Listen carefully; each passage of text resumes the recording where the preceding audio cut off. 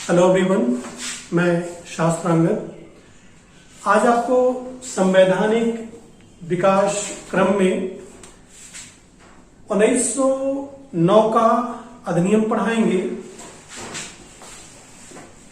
भारतीय परिषद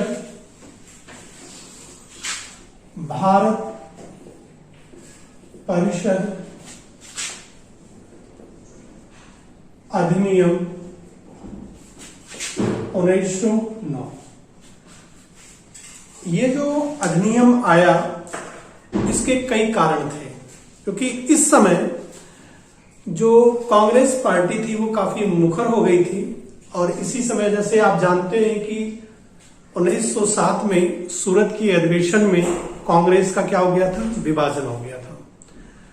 और ब्रिटेन में भी और भारत में भी यह मांग उठने लगी कि शासन प्रशासन में, विधानमंडल में भारतीयों को क्या किया जाए, शामिल किया जाए, यानी कि भारतीयों को भी भागीदारी दी जाए। इसीलिए इन सब बातों को ध्यान में रखते हुए यह जो अधिनियम है वह पारित हुआ। और इस समय जो भारत सचिव थे वो लॉर्ड मार्ले थे। जो भारत सचिव थे वो लॉर्ड मॉर्ले थे। और नए नए कर्जन के बाद जो नए वायसराय आए थे, यानी कि जो वायसराय थे, जो गवर्नर जनरल थे, वो लॉर्ड मिंटो थे।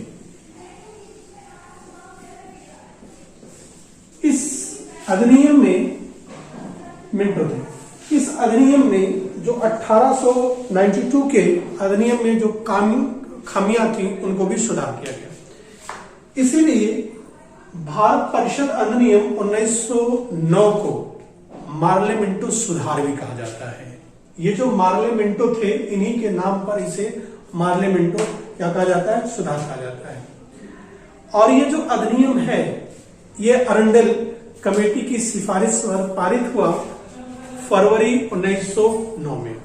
इस अधिनियम की जो मुख्य बातें हैं उसमें सबसे पहले ये कहा गया कि जो केंद्रीय और प्रांतीय जो विधान सभाएं हैं या विधानमंडल है, केंद्रीय और प्रांतीय जो विधानमंडल हैं, विधान परिषदें हैं, कहा केंद्र की और कहा प्रांत की।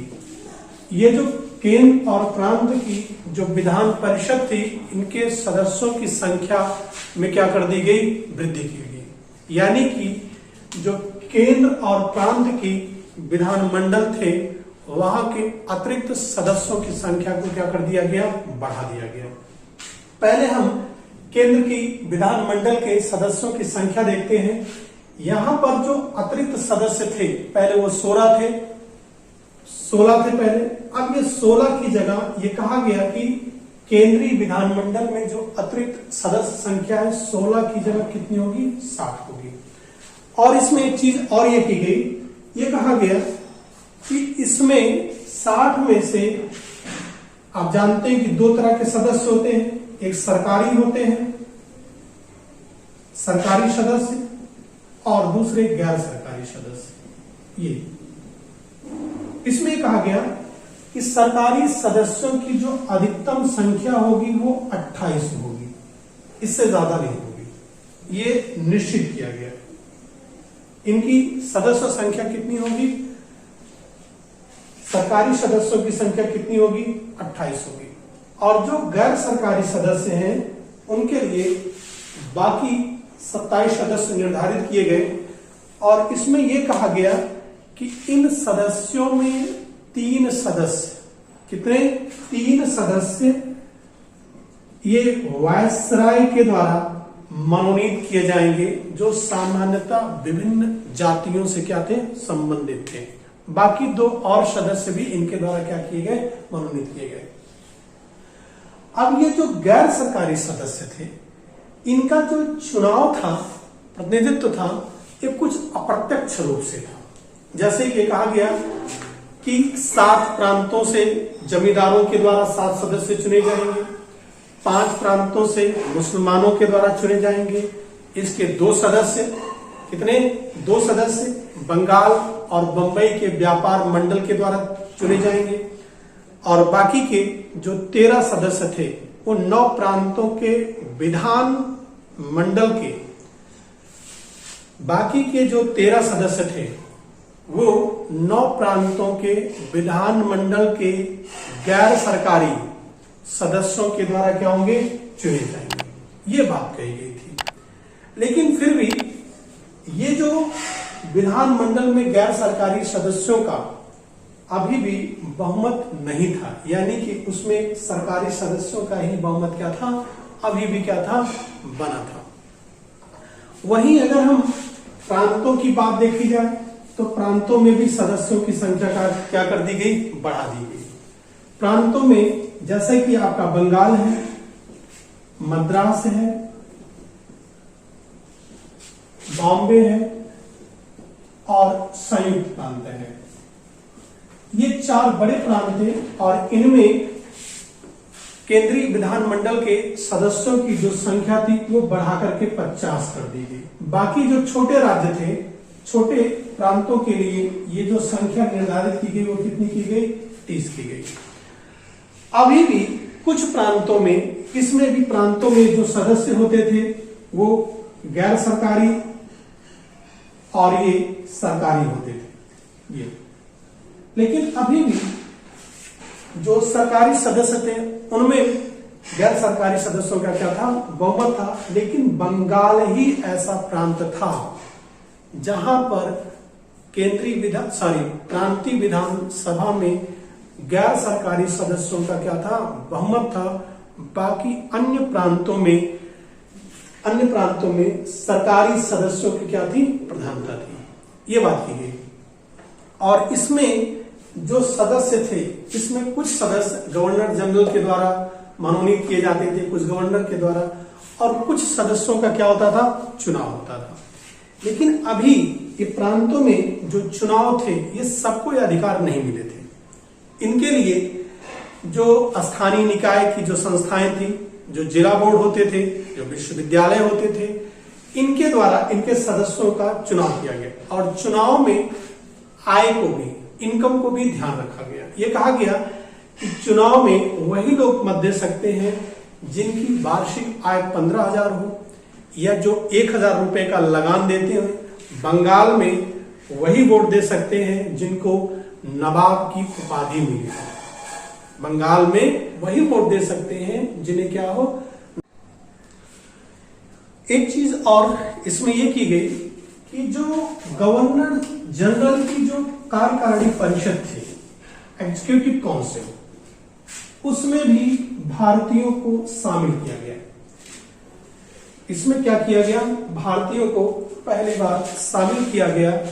गवर्नर जनरल की जो कार्यकारिणी एग्जीक्यूटिव काउंसिल थी, कार्यकारिणी परिषद थी, उसमें भी भारतीयों को शामिल किया गया। और पहली बार गवर्नर जनरल की कार्यकारिणी में एक विधि सदस्य के रूप में, कानून सदस्य के रूप में पहले भारतीय जो शामिल किए गए उनका नाम था सत्येंद्र प्रसन्न सिंह, जिन्हें बाद में लॉर्ड की राय की क्या मिली थी? उपाधि भी मिली थी। कुछ किताबों में इनका नाम देते हैं एसपी सिन्हा, लेकिन ये गलत है। इनका नाम था सत्येंद्र प्रसन्न सिंह। गवर्नर जनरल की कार्यकारिणी में शामिल होने वाले जो पहले भारतीय थे वो सत्येंद्र प्रसन्न सिंह थे। इसके अलावा कि जैसे कि आप जानते हैं कि जब ईस्ट इंडिया कंपनी को समाप्त किया गया, 1858 के अधिनियम में भारत सचिव की क्या की गई थी? नियुक्ति की गई थी। और भारत सचिव की सहायता देने के लिए 15% एक सदस्य का क्या किया गया था? गठन, जिसे इंडिया हाउस कहते थे। तो पहली बार जो इंडिया हाउस यानी कि भारत सचिव की कहां पर? ये भारत सचिव की जो परिषद थी उसमें भी भारतीयों को शामिल किया गया। ये पहली बार हो कि भारत सचिव की जो परिषद है, जिसे इंडिया काउंसिल कहा जाता था, उसमें भी 2 भारतीयों को शामिल किया गया। और पहली बार शामिल होने वाले 2 भारतीय जो थे उसमें थे पहले केसी गुप्ता ये थे और दूसरे बिल ग्रामी थे। कौन थे? बिल ग्रामी। यानी कि इनकी परिषद में सदस्य शामिल होने वाले केसी गुप्ता और शायद कौन थे? बिल ग्रामी थे। एक चीज और आपका जो इस अधिनियम में 1909 का जो अधिनियम है उसमें एक चीज और की गई। यहां वायसराय की कार्यकारिणी में सदस्य की संख्या बढ़ा दी गई। दूसरा जो प्रांत है, प्रांतों में आपके मद्रास, बंबई और बंगाल, ये जो प्रांत हैं, यहां के जो गवर्नर थे, गवर्नर के कार्यकारिणी के सदस्यों की जो संख्या थी वो 3 से बढ़ा करके 4 कर दी गई। अगर क्वेश्चन पूछा जाता है कि गवर्नर के प्रांतों के गवर्नर के कार्यकारिणी सदस्यों की संख्या किस अधिनियम के तहत बढ़ाई गई, तो 1909 के अधिनियम के तहत क्या की गई? बढ़ाई गई। लेकिन एक चीज जो सबसे बड़ा विवादित था भारत परिषद अधिनियम 1909 का, यह था कि मुसलमानों को पहली बार पृथक निर्वाचन दिया गया, यानी कि सांप्रदायिक आधार पर निर्वाचन पद्धति अपनाई गई। यानी कि मुस्लिम क्षेत्रों को बांटा गया, वहां सिर्फ मुस्लिम वोट दे सकते थे, वहां सिर्फ मुस्लिम उम्मीदवार हो सकते थे। इसका कारण था कि अब अंग्रेज फूट डालो राज करो शासन की नीति के तहत अब वो काम कर रहे थे। यानी कि संवैधानिक रूप से, विधिक रूप से अगर देखा जाए, फूट डालो राज करो की जो नीति अपनाई गई वो 1909 के अधिनियम में अपनाई गई। और इस अधिनियम में एक चीज और कहा गया कि जो बजट है, अब उस पर प्रश्न आप पूछ सकते थे, मत विभाजन का भी अधिकार दिया गया बजट पर, लोक महत्व के भी प्रश्न पर आप प्रश्न पूछ सकते थे। प्रश्न पूछने के दायरे को क्या किया गया? बढ़ाया गया। लेकिन ये कहा गया कि आप रक्षा के मामले में, विदेश मामले में और देशी रियासतों के मामले में अभी भी केंद्रीय और प्रांतीय विधान परिषद के सदस्यों को पूछने का, प्रश्न पूछने का अधिकार नहीं था। लेकिन फिर भी जो 1909 का जो अधिनियम आया, इसमें भारतीयों को क्या दिया गया? प्रतिनिधित्व दिया गया। आपने जैसे देखा कि गवर्नर जनरल की कार्यकारिणी परिषद में भी दिया गया, भारत सचिव का जो परिषद थी जिसे इंडिया काउंसिल कहा जाता था, उसमें भी भारतीयों को क्या किया गया? शामिल किया गया। यानी कि पहली बार 1909 का जो अधिनियम था, इसमें प्रतिनिधि और निर्वाचित तत्वों का क्या किया गया? समावेश किया गया। और भारतीयों को हर जगह गवर्नर की कार्यकारिणी से लेकर के लंदन की इंडिया हाउस में भी उसमें क्या किया गया? शामिल किया गया। लेकिन इसका एक दुर्गुण यह भी था कि इसमें सांप्रदायिक आधार पर पृथक निर्वाचन पद्धति को अपनाया गया, मुसलमानों को अलग से दिया गया।